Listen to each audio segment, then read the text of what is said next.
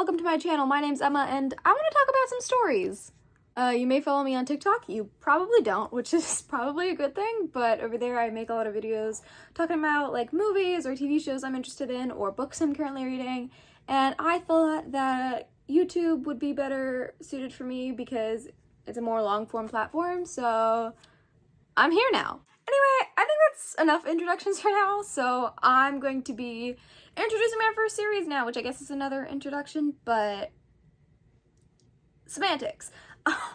This is a series that I did on TikTok, but I never finished it, so I'm calling it a new series. I'm going to be reviewing all of the DC Inc. comic books, also known as DC graphic novels for young adults, because I have them all of the ones that are currently out, and I have a lot of thoughts on them, so I'm going to be reviewing them in release order.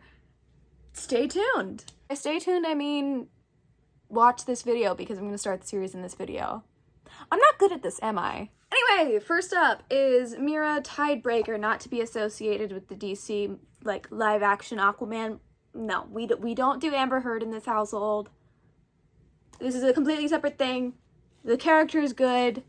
We're not talking about Amber Heard. Oh yeah, also before I get started, this will contain spoilers, so here's your warning. Anyway, let's get into it. Starting with the art style, I really enjoy this art in this book. I'm really picky about comic book art. I always have been, but this is like one of my favorite styles where it's like, it's not like realistic because I really don't like realistic comic book art, but it's also not like super childish. I don't know. I really enjoy it. I like the like cartoon art style. Like I want to feel like I'm watching a 2010 Cartoon Network show, if that makes any sense. As for the story itself, I really like the story. It has a good beginning, middle, end. It's really fleshed out, which isn't the case with all of these books as much as I like them. Some of them have trouble ending, but this one doesn't. I feel like it's a round story. The characters are a little flat sometimes, but you know, it's a one-shot book. I'm not too mad about it. There's one criticism I can offer. I think it would be that Danielle Paige, the author, it seems like she planned a longer story and then was running out of time towards the end, and it kind of rushed everything. Like Mera and Arthur's love story was kind of rushed in my opinion. They only knew each other for like a day, whereas the beginning we get a really fleshed out world building, which I like that we get to know about the world, but it's such a short book that we really didn't have time for such world building when there was so much story to be told. So yeah, I think that's my problem with it, where they sacrificed the story for the world building, and I don't love that. But what I do love is this artwork that I just flipped to. Like, look how cute that is. So Arthur has a girlfriend at the beginning of the story, and Mera is like engaged, and then they start dating and they're like cheating on their partners, which I found weird.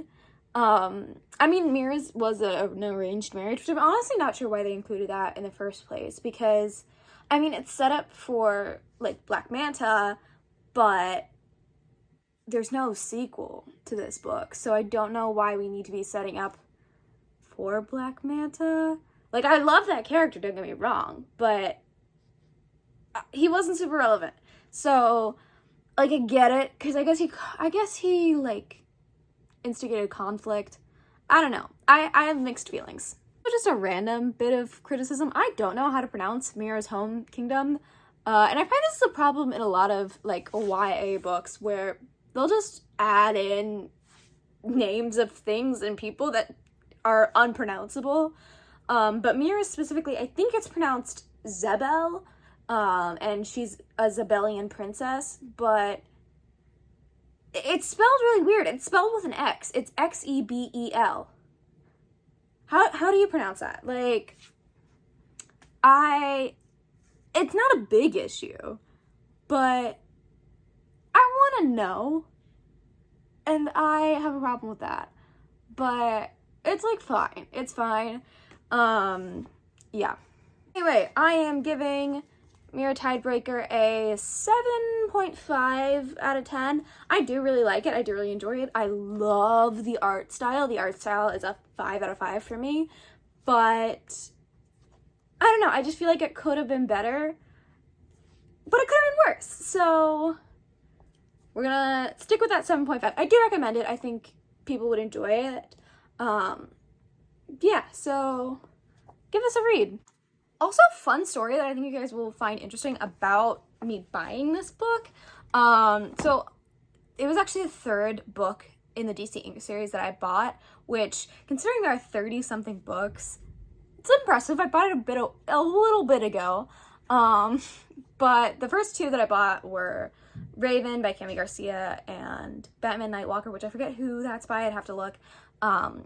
But Mera, I was like looking for other books on Amazon. I was gonna buy them at my local like comic book store where I buy all of them, but I look for them on Amazon. And I found it, and I was looking at reviews because I wasn't sure I was gonna collect the whole series at that point. And I was looking at reviews, and it had one-star review that was like at the top of the reviews, and it was this lady going on this rant. It was like so long, like I had to scroll to read the whole review. And she was just ranting about how she bought this book for her kid, and then she like looked over her shoulder and like she saw a gay couple and then went on this whole homophobic rant. And I saw that and I was like, okay, well now I have to buy the book. You want to know what the gay scene was that made this lady give this book a 1-star review and say it was totally immoral and that no one should ever read it? It was one single panel of 2 men kissing.